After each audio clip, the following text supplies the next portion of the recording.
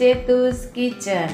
આજે આપણે બનાવીશું કાઠિયાવાડી સ્ટાઇલ કાઠિયાવાડીઓના ફેવરિટ ચણાના લોટના પુડલા, એમ પણ કહી શકીએ કે બેસનના પુડલા। તો બેસનના પુડલા બનાવવા માટે આપણે બેસન લીધું છે, 1 વાટકી જેટલું લીધું છે, અને તળવા માટે તેલ। આ છે લીલી ડુંગળી મેં સુધારી લીધી છે, અહીંયા એક લીલું મરચું ઝીણું ઝીણું સુધારી લીધું છે। આપણે બે રીતે બનાવશું, એટલે અહીંયા એક સુધારેલું મરચું લીધું છે અને અહીંયા લસણ અને લીલું મરચું મેં પેસ્ટ બનાવી લીધી છે, અને અહીંયા એક ટમેટું નાનકડું હતું એનું મેં ખમણી લીધું છે, અને આ લીલા ધાણા છે, અને આ લીલું લસણ મેં ઝીણું ઝીણું સુધારી લીધું છે, અને એક અહીંયા ટમેટું પણ ઝીણું ઝીણું સુધારી લીધું છે। તો આપણે પુડલા બનાવશું। પુડલા બનાવવા માટે આપણે 5 ચમચી હિંગનો ઉપયોગ કરશું। હિંગ નાખી છે અહીંયા, અડધી ચમચી જેટલું જીરું નાખશું આપણે, સ્વાદ મુજબ આપણે અહીંયા મીઠું નાખશું, અને આપણે કીધું હતું ને બે રીતે બનાવશું। તો આપણે પહેલાં તો બધો મસાલો આની અંદર મિક્સ કરી દઈશું ઓરિજિનલ કાઠિયાવાડી સ્ટાઇલમાં, એટલે આની અંદર આપણે મસાલો બધો મિક્સ કરીને બનાવશું, અને બીજું આપણે કે અલગ ઉપરથી ઉમેરીને એવી રીતે બનાવવાનું છે। તો આપણે પહેલાં તો બેટર બનાવી લઈએ। થોડું થોડું પાણી ઉમેરતા જઈશું અને મિક્સ કરતા જઈશું। હજી થોડી એવી હળદર ઉમેરશું આપણે।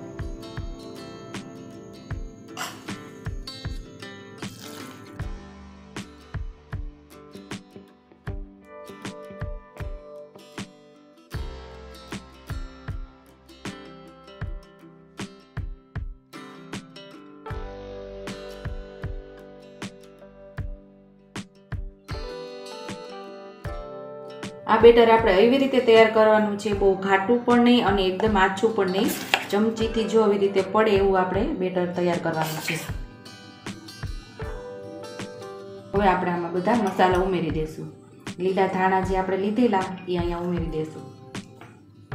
આદુ લસણની આપણે પેસ્ટ બનાવેલી એ અહીંયા આપણે ઉમેરી દઈશું। ટમેટાની આપણે જે ગ્રેવી તૈયાર કરેલી ખમણી લીધું હતું એ અહીંયા ઉમેરી દઈશું આપણે,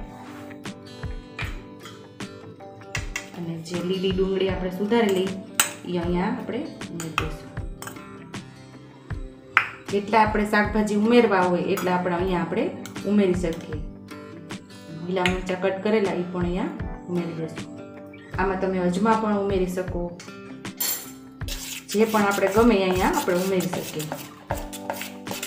એકદમ સરસ બધું મિક્સ કરી લેવાનું।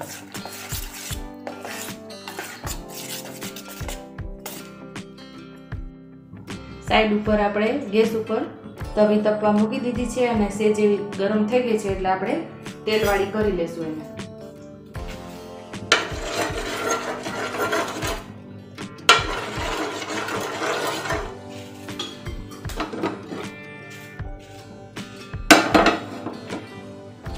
હવે સેજ આપણે ગેસ ધીમો કરી દઈશું। આમાં ગેસની આંચનું આપણે ધ્યાન રાખવાનું છે, બહુ ફૂલ હશે તો આપણો પુડલા બળી જશે। હવે આપણે પુડલાનું બેટર અહીંયા આપણે ઉમેરી દઈશું।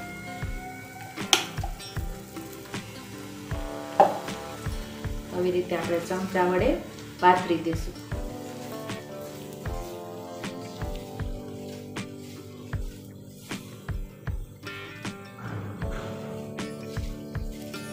અહીંયા તમને એકદમ જાડો પુડલો દેખાતો હશે, પણ આ પુડલો એકદમ જાડો નથી થતો। આપણે અહીંયા બધું ઉમેરેલું છે શાકભાજી, એટલે એવું લાગે કે જાડો છે, પણ ખાવામાં એકદમ મસ્ત પાતળો હોય એવો જ ટેસ્ટ આવે છે। તો હવે આને થવા દઈશું ધીમા, આપણે મીડિયમ ગેસ ઉપર આપણે આને પુડલાને આપણે વ્યવસ્થિત ચડવા દઈશું, એટલે જે આપણે આની અંદર શાકભાજી ઉમેર્યું છે એ વ્યવસ્થિત ચડી પણ જાય, અને આપણો પુડલો બળેલો પણ ન લાગે, એકદમ સરસ લાગે, ઉપરથી ક્રિસ્પી અને અંદરથી એકદમ સોફ્ટ।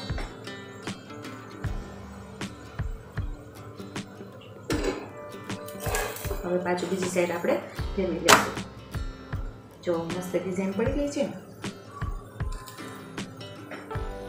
સાઈડ પલટાવીને આપણે જોઈ લઈશું કે બરાબર આપણો પુડલો ચડી ગયો, મસ્ત એવો પુડલો આપણો બરાબર ચડી ગયો છે, અને હવે આપણે એક ડીશમાં કાઢી લઈશું।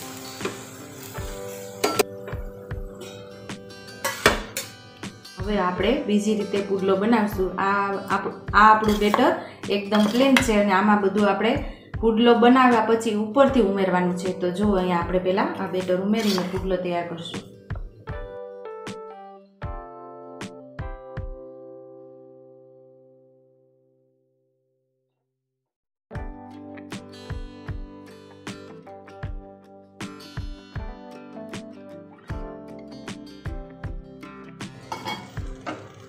ઢોસાની જેમ આપણે એકદમ સરસ આને પાતળો પાતળી દેવાનો અને બધું ઉપરથી પછી આપણે વેજીટેબલ ઉમેરી દઈશું. આપણાને ડુંગળી નાખશું, લીલા મરચાં જે કટ કરેલા હતા એ આપણે ઉપરથી નાખશું.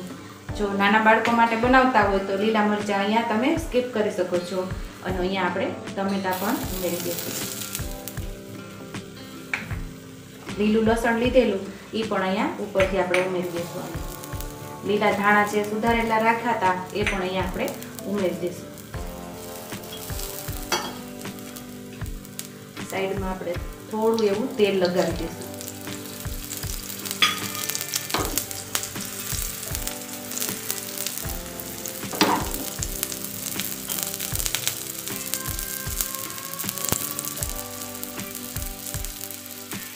આવી સાથે આપણે સેજ આમ ઊંચું કરીને આમ ઊંચું કરશું એટલે આપણે તેલ સેજ નીચે વળી જાય તો અંદર સુધી વ્યવસ્થિત પાકી જાય.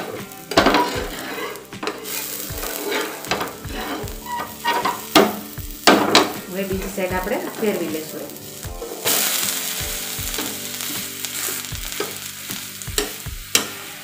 હવે આને થવા દઈશું આપણે.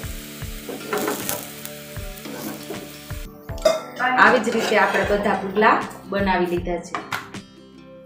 એક ડીશમાં કાઢી લીધા છે.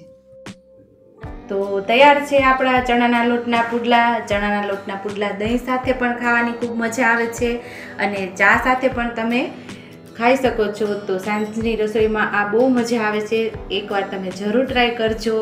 જો તમને મારી રેસીપી પસંદ આવી હોય તો મારી રેસીપીને લાઈક કરજો, શેર કરજો, સબસ્ક્રાઈબ કરજો, બેલ આઇકોનને દબાવતા ભૂલતા નહીં એટલે મારી નવી નોટિફિકેશન તમને મળતી રહે.